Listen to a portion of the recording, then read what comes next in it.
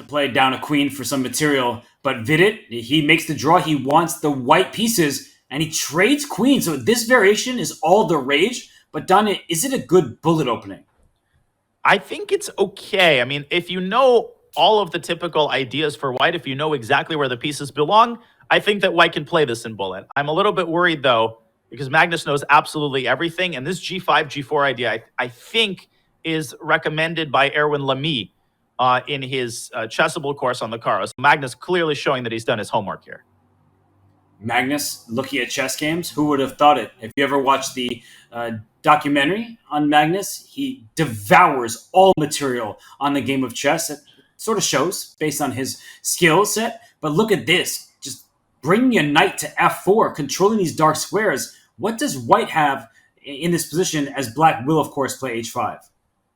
Nothing. Knight g2. Whoa. That's such a good move. He wants bishop h6. Wow. Incredible. No, but this is positional mastery in a bullet game, and this is unprecedented. The way that Magnus has improved, if you look at his bullet performances over the last couple of years, how much faster he's gotten, how much crisper at bullet tactics, it's insane. He's threatening checkmate, right? If the bishop moves and a rook gets to d8, gosh, the white king has no moves. That's vulgar. Get that out of the commentary. We've got kids watching. Wait. He can play it anyway. Well, bishop e6, the knight can take. That's the good news because it covers the d8 square. But then how are you going to cover it after that? And if knight takes b7, you just go rook b8. But Magnus going very, very positional here. Can't really blame him. He wants to play with an abundance of caution. He's still much better because of his monopoly over the dark squares all over the board.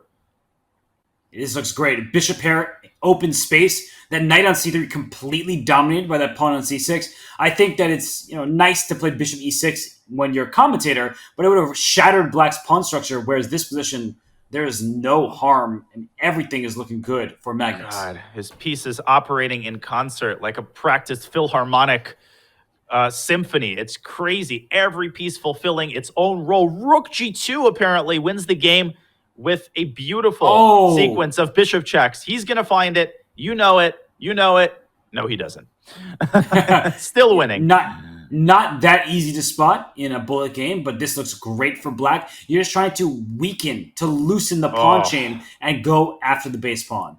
And what we take for granted so often in Magnus's play is I really like to draw attention to how he plays on both sides of the board. It produces an aesthetic effect even to someone who barely knows the rules of the game. Look at how one move is on the queen side, then the other on the king side, then the other in the center. He uses the board as his canvas to produce beautiful paintings, whether it's bullet or blitz or classical. And look at this checkmate on g4. That is sick.